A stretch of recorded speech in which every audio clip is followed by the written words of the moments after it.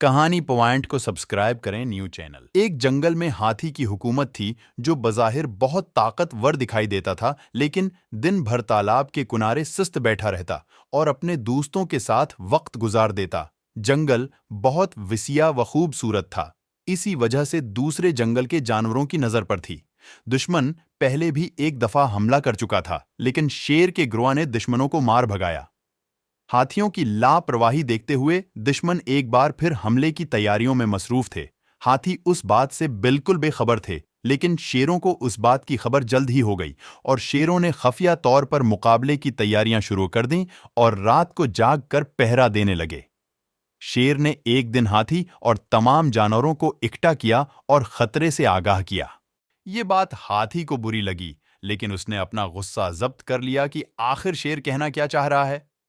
شیر نے کہا کہ پڑوسی جنگل کے جانور کسی بھی وقت ہم پر حملہ کر سکتے ہیں۔ یہ سن کر ہاتھی زور سے قہقہا لگانے لگے۔ آن کی دیکھا دیکھی گینڈے بھی ہنسنے لگے کہ بھلا ہم اتنے بڑے اور طاقتور ہیں اور وہ معمولی جانور بھلا کیسے ہمیں نقصان پہنچا سکتے ہیں۔ ہرن، بندر، خرگوش وغیرہ اپنے بچوں کی طرف سے پریشان ہو گئے اور شیر کی بات سے اتفاق کرتے ہوئے کہا کہ سب جانوروں کی حفاظت بادشاہ کی ذمہ داری ہے، مگر ہاتھیوں نے یہ بات سنی انسنی کر دی۔ شیر کی باتوں میں سچائی تھی اور یہ سچائی ایک دن ہاتھیوں اور گینڈوں پر واضح ہو گئی۔ ایک رات دشمن جانور حملہ آور ہو گئے۔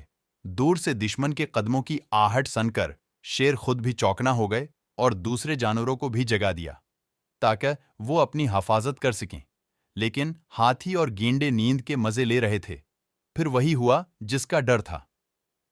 دشمنوں نے سوئے ہوئے ہاتھیوں اور گینڈوں کو اپنا نشانہ بنایا، لیکن اسی وقت شیروں نے دشمنوں پر اس طرح حملہ کیا کہ وہ سوچ بھی نہیں سکتے تھے۔ لڑائی کافی دیر تک ہوئی۔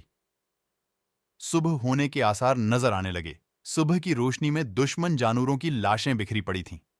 ہاتھیوں اور گینڈوں کی خاصی تعداد ہلاک ہو گئی۔ اب ہر طرف امن کی فضا تھی۔ سب جانوروں کے مشورے سے ایک عقل مند اور ذہین شیر کو بادشاہ کے عہدے پر فائز کیا گیا۔